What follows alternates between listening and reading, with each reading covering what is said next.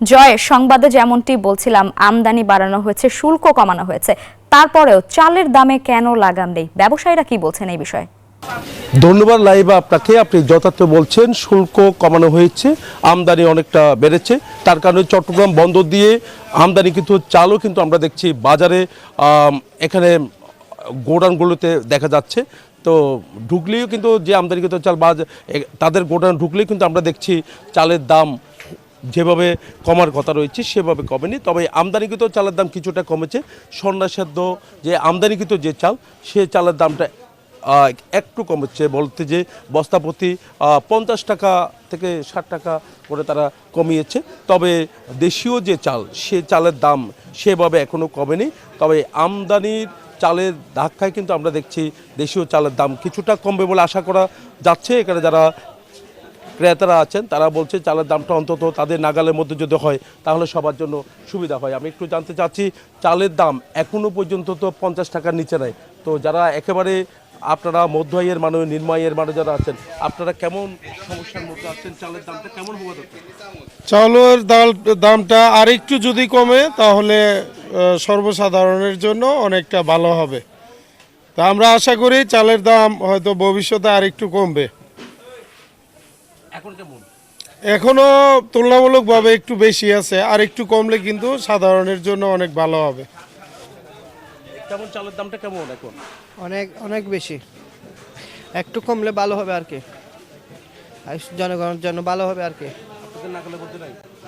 না, এখন অনেক দাম বেশি। এখন এরকম হলে গিয়া করবে কেমন, মানুষে কিন্তু চলতে পারবে না। এই ছিল আমার এখানকার সর্বশেষ। ফিরে যাচ্ছি, আমার সহকর্মী অপেক্ষা করছেন কুষ্টিয়া লালনের কাছে।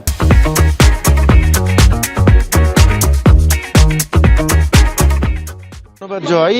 আপনি যেমনটি বলছিলেন, চট্টগ্রামের বাজারের মতো কিন্তু আসলে কুষ্টিয়ার চালের বাজারের একই অবস্থা। এখানকার ব্যবসায়ীদের সাথে আমি কথা বলে যতটুকু জেনেছি, তারা যেটি বলছেন যে আসলে আমদানি করা চাল কুষ্টিয়ার বাজারে কিন্তু খুব একটা বেশি বেচা কিনা হয় না। এর কারণ হিসাবে ব্যবসায়ীরা বলছেন যে আসলে যেহেতু এখানে দেশের অন্যতম বৃহৎ চালের মোকাম খাজানগর, এখানে বেশ কিছু মিল রয়েছে, এখানে চাল উৎপাদন হয়, যার কারণে আসলে আমদানি করা চালটি এখানকার ব্যবসায়ীরা সচরাচর আসলে তারা নিয়ে আসেন না বা বিক্রি করেন না। তবে ব্যবসায়ীরা যেটি বলছেন যে অল্প সংখ্যক হলেও কিন্তু আসলে আমদানি করা চালের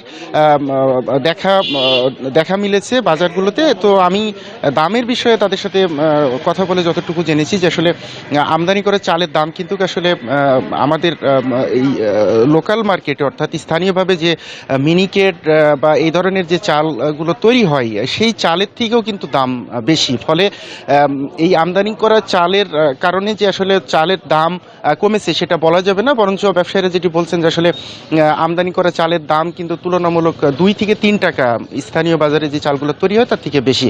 ফলে চালের বাজারে কিন্তু কোনো প্রভাব পড়েনি।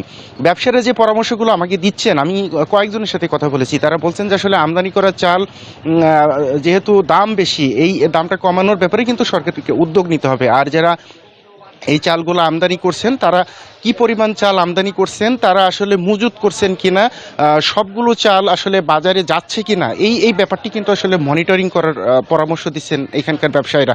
তারা বলছেন যে আসলে চাল শুধু আমদানি নয়, সেই আমদানিকৃত চাল যাতে পর্যাপ্ত পরিমাণে বাজারে সরবরাহ করা সম্ভব হয়, সেটি নিশ্চিত করতে পারলেই কিন্তু আসলে একমাত্র চালের বাজারের উপরে প্রভাব পড়বে। চাল আমদানি করেই কিন্তু আসলে চালের বাজার নিয়ন্ত্রণ করা সম্ভব না। তো এই ছিল আমার কাছে কুষ্টিয়ার চালের বাজার নিয়ে সর্বশেষ লাইভ।